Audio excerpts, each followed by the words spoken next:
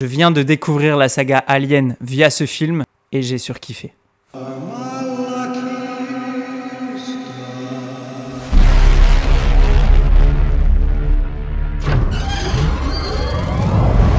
J'aime pas cet endroit, ça fout la chair de poule.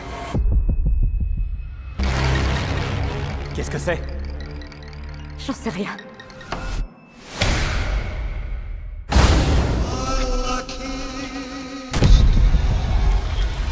Alors, Alien Romulus, c'est l'histoire d'un groupe de jeunes qui entreprend des fouilles dans une station spatiale abandonnée. Ils vont se retrouver confrontés à la forme de vie la plus terrifiante de l'univers. Donc, vous l'aurez compris, un alien.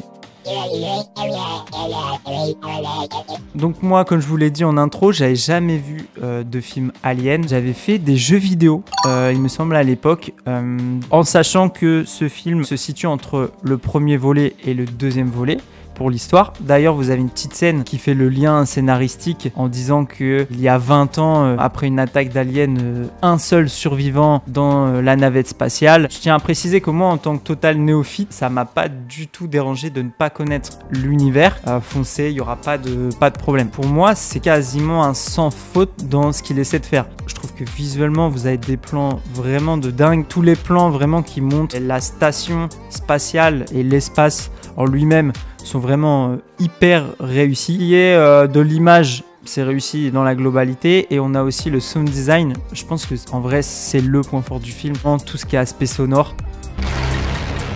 Qu'est-ce que c'est? J'en sais rien.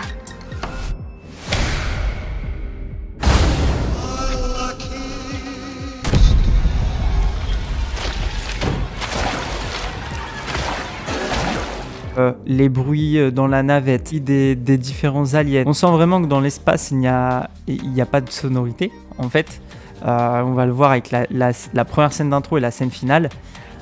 Mais que les sons dans la navette spatiale et les différents vaisseaux sont vraiment décuplés. Donc ça, j'ai vraiment surkiffé le côté sonore. Au niveau de l'acting pour David Johnson, qui interprète le personnage de Andy, je trouve qu'il fait une presta de malade mental.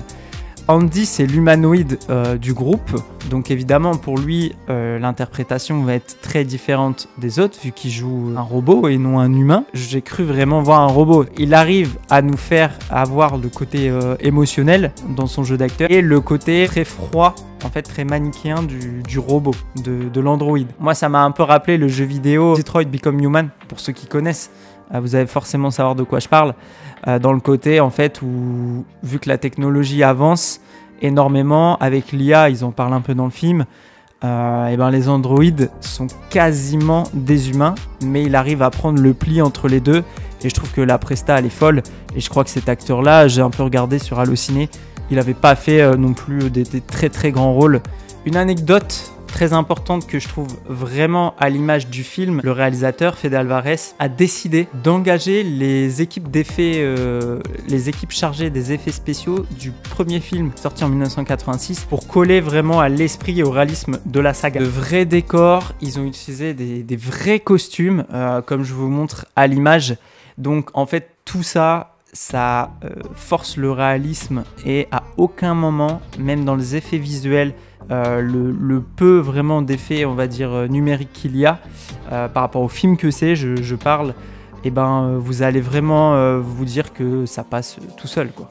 C'en est tout pour moi, super découverte ce Alien Romulus. On se retrouve très bientôt pour des nouveaux films. Voilà, prends soin de toi et puis ciao.